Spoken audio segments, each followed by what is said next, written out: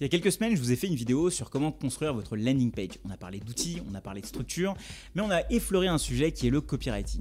Malheureusement, il est souvent vu par nous les entrepreneurs comme quelque chose d'un peu flou, où en fait on pense que c'est réservé uniquement à des vendeurs de formation qui créent des pages longues de 2 km, tout ça pour nous persuader à la fin d'acheter leur formation qui coûte 97 €. Aujourd'hui, on va voir comment est-ce que nous, en tant qu'entrepreneurs, on peut utiliser le copywriting pour son branding, pour ses posts LinkedIn, pour sa newsletter, mais surtout on va voir les erreurs à ne pas faire quand on commence dans le monde du copywriting. Et j'ai la chance d'avoir aujourd'hui avec moi Nina Ramen, qui est une des personnes les plus talentueuses dans ce domaine, et elle va nous expliquer tout ça.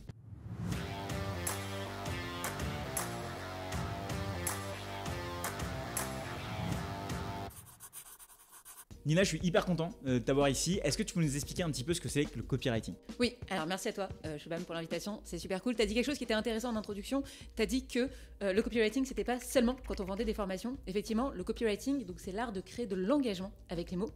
Et quand on prend une marque comme Apple, où il y a écrit Think Different, par exemple, c'est du copywriting. Donc tu vois, pour le coup, ils vendent pas de formation et pourtant, ils font du copywriting. C'est clairement leur marque de fabrique, tu vois.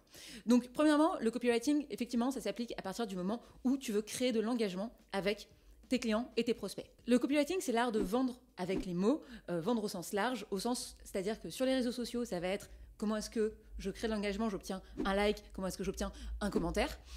Sur les newsletters, ça va être comment est-ce que je fais en sorte que la personne va ouvrir, elle va lire ce que je vais lui dire. Par email, si tu es commercial, ça va être comment est-ce que la personne prend rendez-vous avec moi, parce qu'en fait j'ai un objectif de prospection. Et au final, jusqu'à ce que la personne arrive sur une page de vente, et là effectivement le but c'est d'obtenir de l'argent. Donc là c'est vraiment vendre au sens premier du terme, mais il y a toute cette phase aussi en amont qui est comment est-ce que tu crées de l'engagement, obtenir aussi des petits oui sur les réseaux sociaux, puis sur les emails, puis sur la page de vente, obtenir des petits oui avant d'obtenir un grand oui. Mais sauf qu'un des trucs qui est pas vraiment clair, en tout cas ça ne l'est pas plus clair pour moi, c'est par où je commence en fait. Généralement quand j'ai une idée de produit, une idée de quoi que ce soit, une vidéo, j'ai du mal à commencer à me dire ok là je vais commencer à écrire quelque chose. Souvent je commence par une page blanche et ça c'est un problème. Ouais. En fait la majorité du temps, la manière dont le copywriting est expliqué, on va se concentrer sur des techniques d'écriture.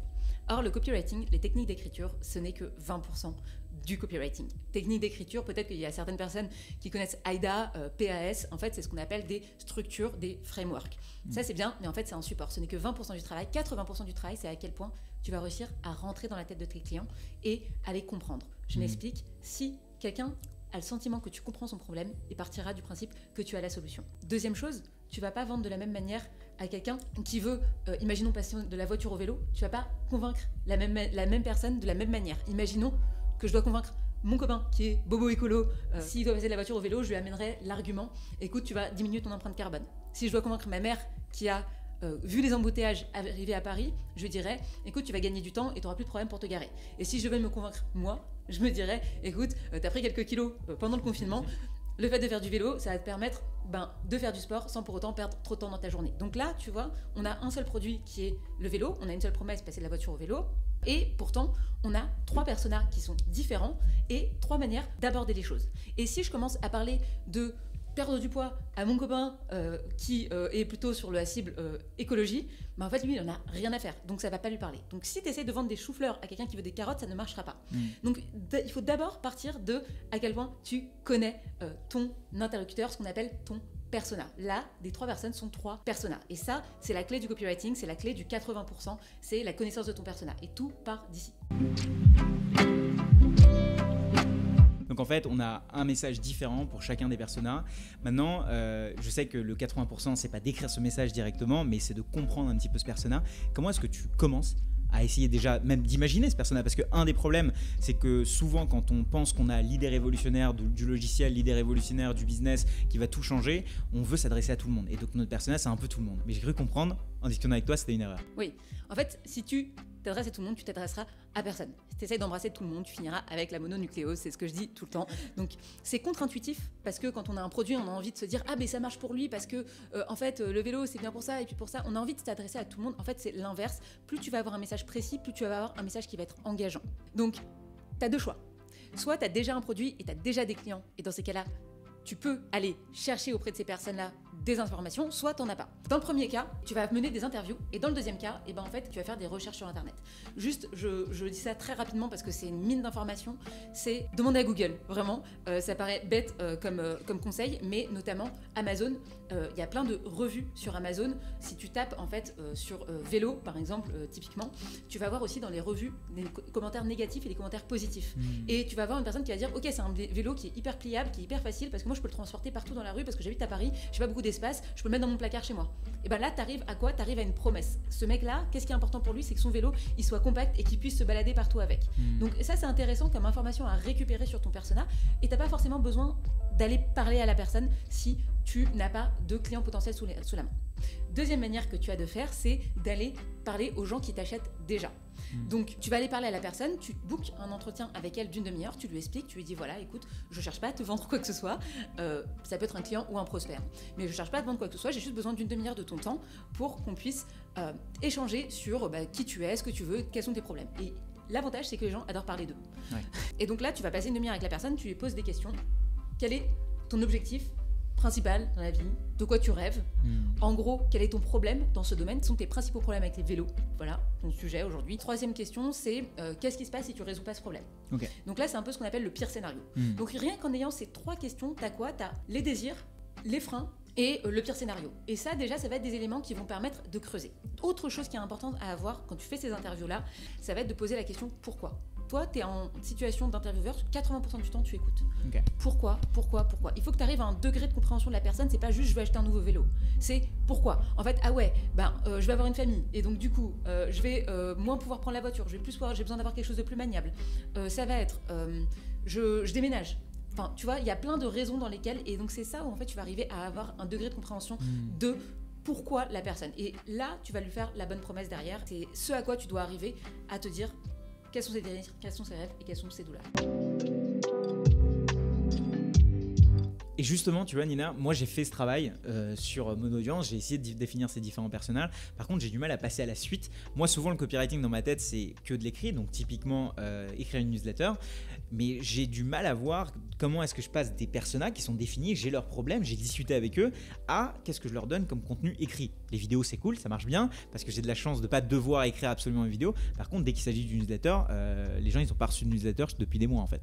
Le principe, globalement, c'est de transformer des gens qui sont inconnus, des inconnus, en amis qui t'aiment, et en amis qui t'aiment tellement qu'en fait au final ils vont avoir envie de t'acheter. Donc tu vas pas pouvoir aller voir quelqu'un et dire hey, salut, tu veux mon produit? Ouais. En fait c'est comme dans la vraie vie, si la personne te connaît pas et que tu la balances sur une page de vente, en fait t'as 90% de chances de perdre ta vente. Donc ce qu'il faut faire, c'est créer un funnel qui va être un funnel qui va permettre de chauffer en fait les personnes, de te connaître, ah salut, qui tu es, ok, qu'est-ce que tu fais, ça m'intéresse, etc. Et donc ce funnel, il est constitué effectivement des newsletters. Les newsletters, c'est un excellent moyen de le faire. Pourquoi? Parce que tu fais rentrer les gens dans ton univers. Et en contrepartie, toi aussi, tu rentres dans leur vie. Contrairement à une vidéo sur YouTube, par exemple, la personne, elle a fait la démarche de venir sur YouTube. Potentiellement, elle a vu Choubam, elle a cliqué sur la vidéo.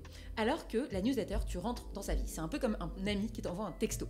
C'est la différence entre avoir un ami qui envoie un texto et un contenu que tu vas voir passer dans la rue. Là, la personne, elle t'envoie un message, tu rentres dans sa vie, tu rentres dans son quotidien. Moi, j'avais fait des emails tous les jours à mon audience. Je pensais qu'en fait, ils allaient en avoir marre de m'entendre parler, de m'entendre leur donner des conseils. En fait, c'est passé l'inverse. Les gens venaient me voir en me disant, je lis ta newsletter tous les matins en prenant mon café. Et là, tu arrives à quelque chose qui est ultra intéressant, qui est, tu rentres dans la tête des gens, tu rentres dans le quotidien des gens et tu rentres dans ce qu'on appelle le top of mind. Le top of mind, c'est quoi? C'est, je suis dans un rayon de soda, je pense à quoi? Je pense à Coca et à Pepsi. C'est ça le top of mind. Et donc l'objectif d'une newsletter, c'est pas forcément de vendre tout de suite, c'est surtout de créer une relation. Si tu envoies un email pour vendre un produit, c'est l'équivalent du pote qui va t'appeler juste quand il a besoin de déménager alors qu'il t'a pas donné de nouvelles depuis un an. L'idée, c'est que tout ce qui est chaîne YouTube, réseaux sociaux et tout ce qui est première approche, c'est top of funnel, donc en haut de cet entonnoir. Et en fait, plus on va descendre, plus ça va être des gens qui sont déjà rentrés dans ton monde et qui, en fait, en quelque sorte, ont déjà payé avec leur email. C'est ce que je dis tout le temps, c'est que donner un email, c'est un peu comme je mets un premier euro chez cette personne. Et après, petit à petit, on va nurture cette relation. Je sais pas quel est le mot en français. Entretenir la relation, en fait. Exactement, en fait, un email est déjà un premier moyen de paiement, mais comment, en fait, les gens arrivent sur tes emails? Ça, c'est une bonne question, parce qu'en fait, pour écrire une newsletter, il faut avoir des emails. Pour parler aux gens, faut-il encore qu'il y ait des gens. Donc l'étape en amont de ça, donc là en fait on a fait l'entonnoir à l'envers, on a parlé de page de vente, on a parlé de newsletter, et puis là on va parler du haut de l'entonnoir. Ouais. Toi ça va être ta chaîne YouTube, moi ça va être notamment les réseaux sociaux et notamment LinkedIn, donc qui est un super support pour le B2B, mais si les gens qui nous écoutent sont sur Facebook, sur Instagram, ça marche aussi. Là ça va être comment est-ce que en fait tu vas capter ton audience, comment est-ce que tu vas les amener sur la newsletter. Et effectivement, là où c'est intéressant ce que tu dis, c'est qu'une newsletter est un moyen de paiement, un email est un moyen de paiement. Il faut que la personne, elle se dise, ok, cette personne, elle m'apporte suffisamment de valeur, ça m'intéresse suffisamment pour que j'ai envie de lui donner mon email.